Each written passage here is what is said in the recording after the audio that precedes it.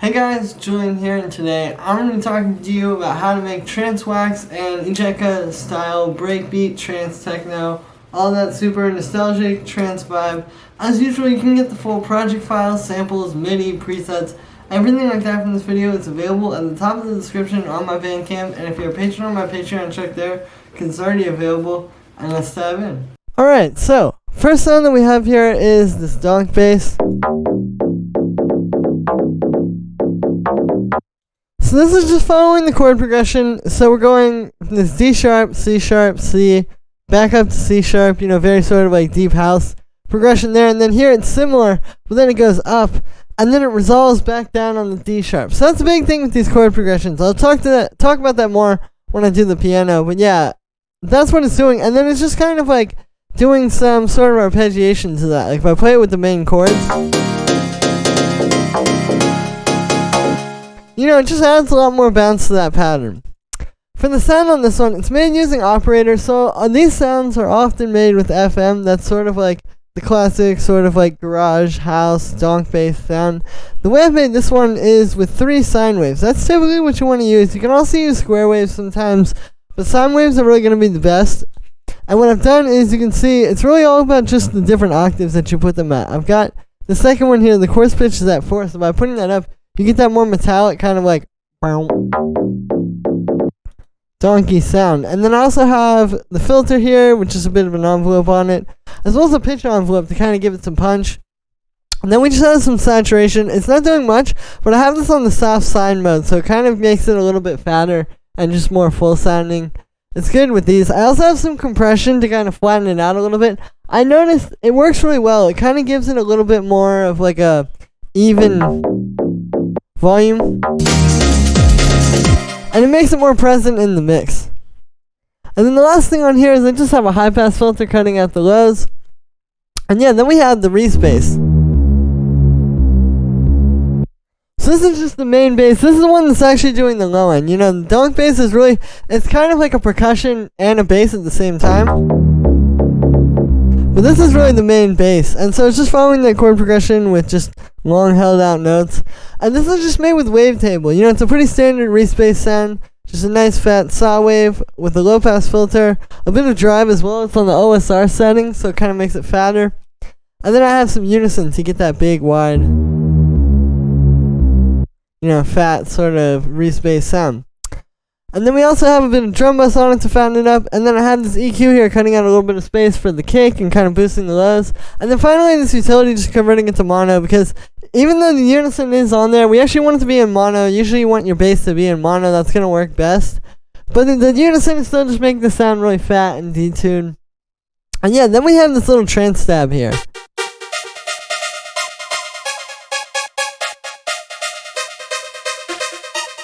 So this is that classic sort of like uplifting, euphoric trance stab like you hear in a lot of these tracks. What this is doing for MIDIs, if you look in the piano MIDI here, these are sort of the main chords of the track, and then this is playing the top notes of the chords. Like it's only like 2 or 3 notes in each one, and it's just playing from the top, and you get these kind of nice sounding chords.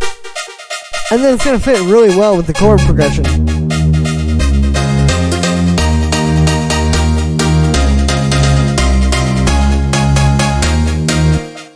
So that's all that's doing. So it's a nice way of making that without having to sit there and write out some kind of crazy MIDI pattern, because you really want this to blend with what's already happening. If you do too much in the way of arps and all kind of crazy synth stuff, it can kind of get too messy really quick. But this is going to fit really well with already the main elements.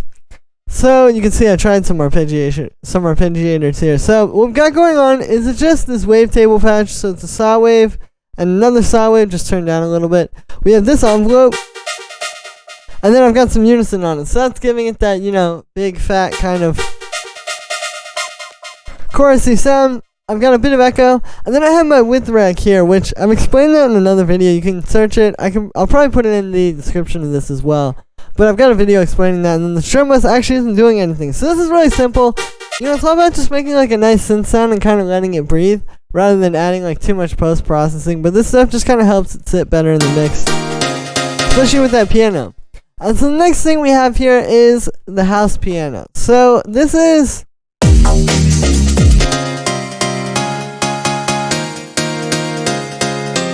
I'll show you these chords. It's a pretty classic, sort of like housey, trancey chord progression, you know, you hear in tracks from these guys.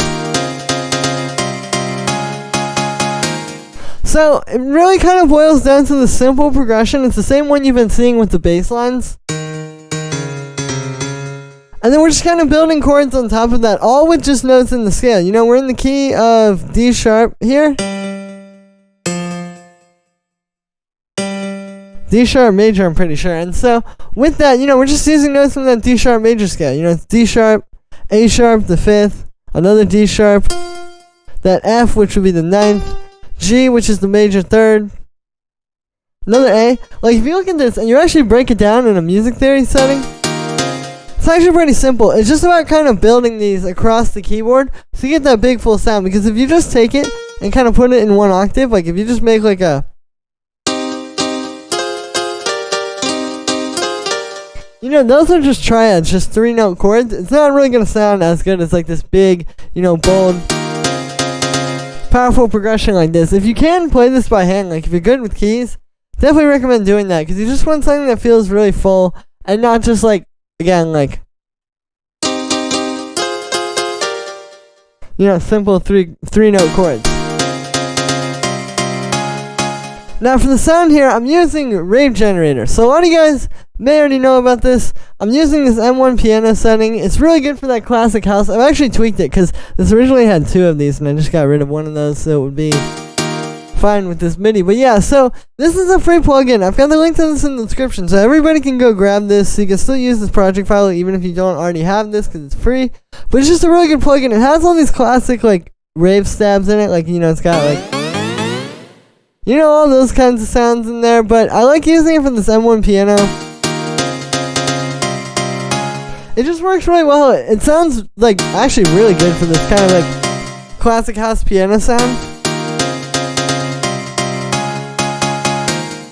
It just has like a really good representation of the classic M1 with still having like a bit of character to it. So it's not just going to be like too flat and dull like some other ones can sound.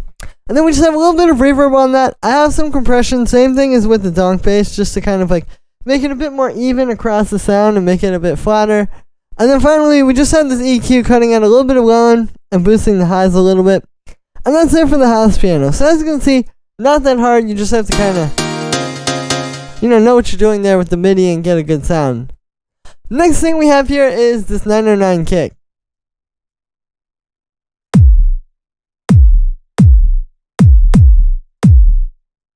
So yeah, this is just a nice fat like 909 kick, you know, really simple, but you just want to get a really powerful one like this. I've got some saturation on it, just a tiny bit, not too much. You don't want it to get too crunchy, especially in like the full track.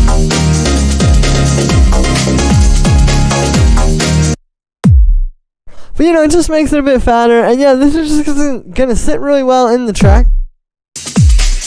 And kind of hold down the low end for this like drum section here. You know, it's just a big boom, boom, boom. Every time. It's gonna be really powerful, especially like on club speakers. So the next thing that we have here is the breakbeat. And this is made up of 3 individual breakbeats. So we have this one, which you can hear is just kind of for the highs and mid-range. This one, which is really in the high end, kind of adding that nice like think break. And then we have this amen break.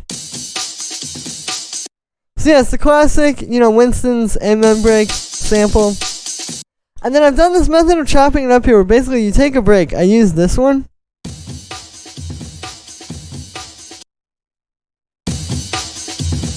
And you can do this like slice into a MIDI track. And then I did it by the transients. And so you basically get each individual hit that way as like a thing, and it also chops it up for you so that you can go and just have the MIDI right away. But then what this allows you to do is you get the sustain and decay on each of these, so you can kind of shape it and make it shorter.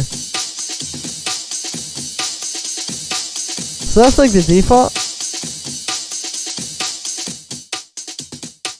And you can even pull it back like that. A lot of drum and bass producers use this technique. It's just a really good way to like kind of get a little bit more control over the break. So the thing with these is really just like noting how many you want to have. Like 3 of these, maybe 2 if you have some really full sounding ones. But you don't want to do too many. You also don't want to do too little. Like, don't just use the amen break and stop with that. You still have to have, like, these 2 layers, because this is a lot. And even though you may not notice it right away when you're hearing the whole thing, you know, when I take it out, you can hear it's missing.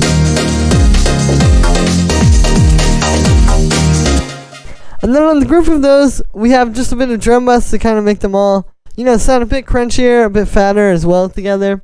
As well as this EQ8 here, which is cutting out a little bit of room for the kick and boosting the highs. And then the last thing that we have down here is the snare. So this is really just meant to supplement what's happening with that breakbeat. You know, that's kind of how you take this and like make it a little bit more full sounding. You have the breakbeats, but then you supplement the kick and the snare to make it feel really punchy.